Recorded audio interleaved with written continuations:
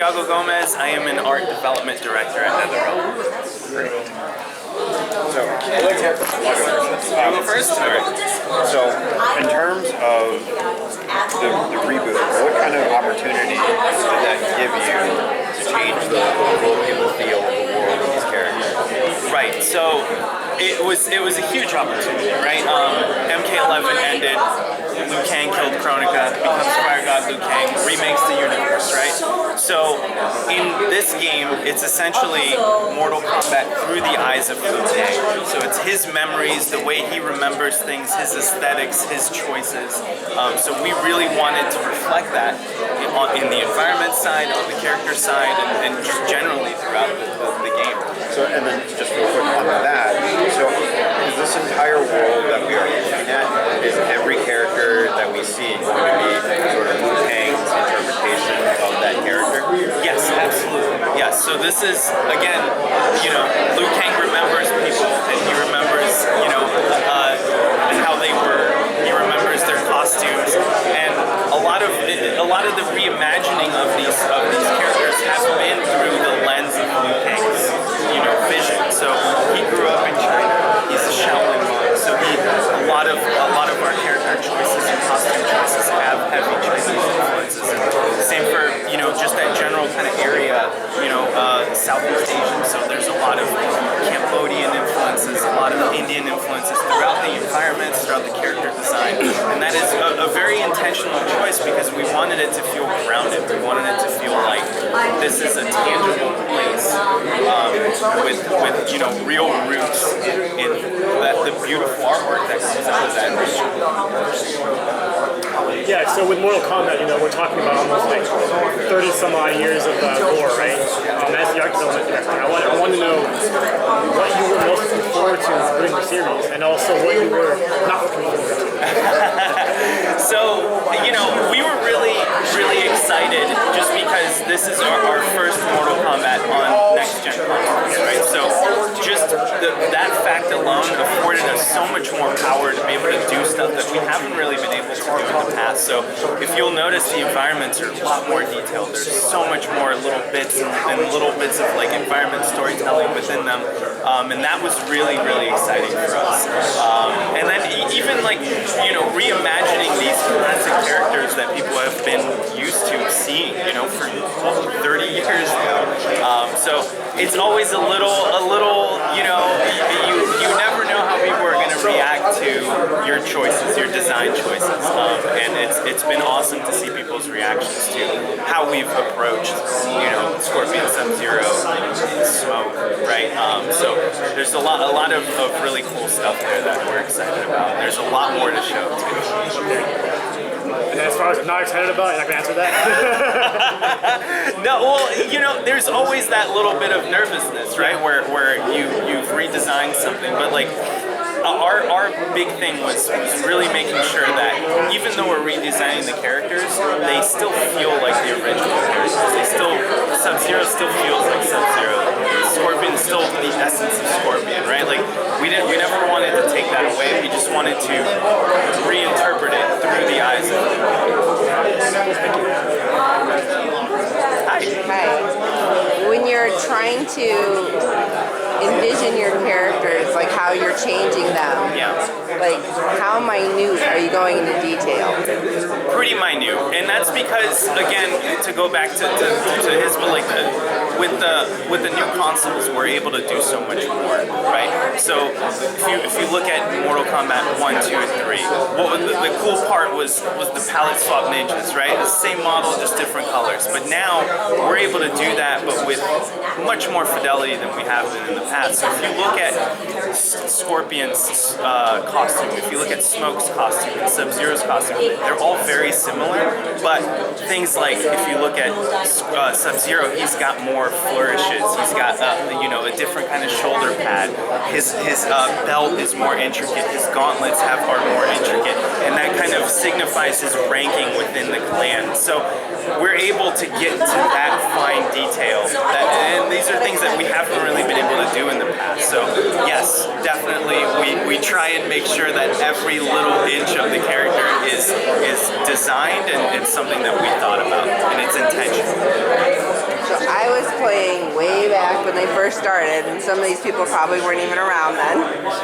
But I would be so fascinated by everything in the background too. So again, same question, like how detailed are you doing the background, but to keep everybody in the foreground with it? Yeah, so we're able to do so much more with these new consoles, and a huge part of that is adding these little bits of environmental storytelling in there. So I've seen people on YouTube, breaking down Cage's mansion and like the pictures that are in there, and those are all like we that was intentional, right? Like we put those things there on purpose. Things have been placed in the world to tie back into the story and to kind of build off of that and give people just extra, little Easter eggs and extra things to look for in the backgrounds, and hopefully that you guys can pick them all out. What's the biggest challenge for you in terms of redesigning or redeveloping a character as they've evolved over the years, or coming up with one from scratch?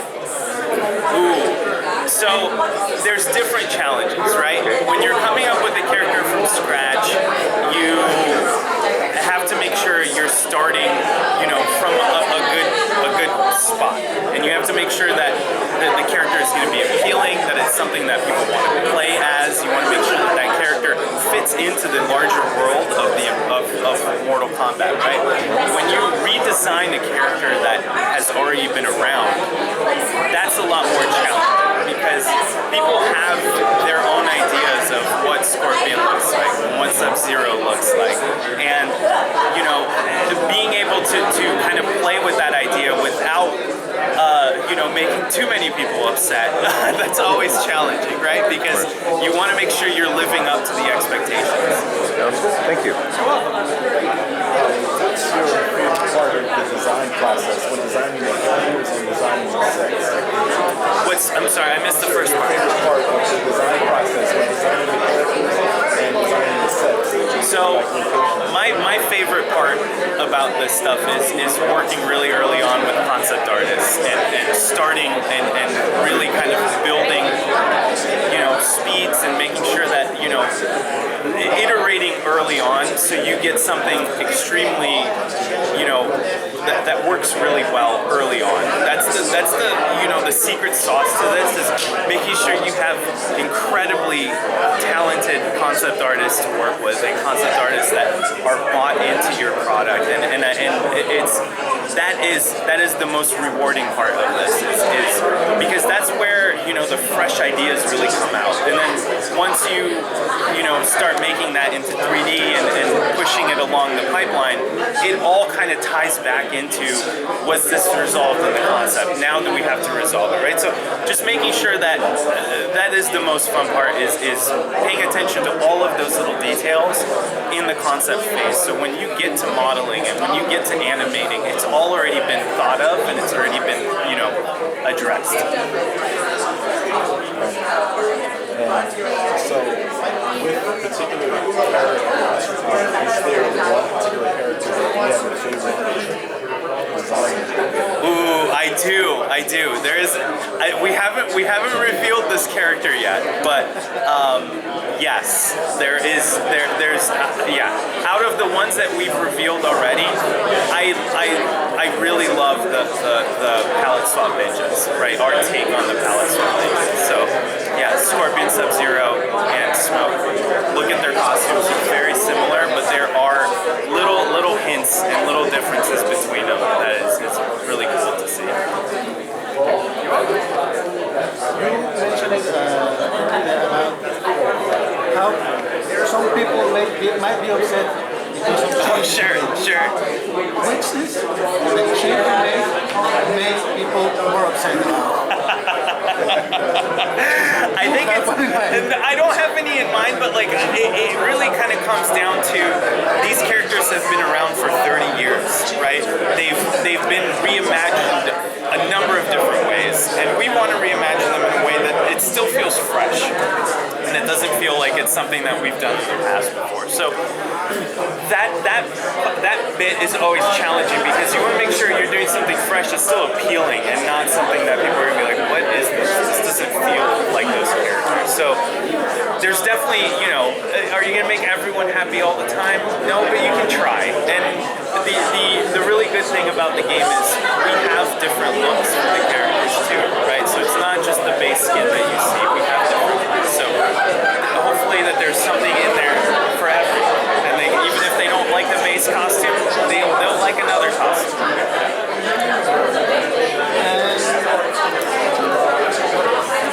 How hard is it? Is it greatest characters after the first one where this actor appeared, and then they put them in the screen, and now you're going to do that. You create new pictures for them. Yes.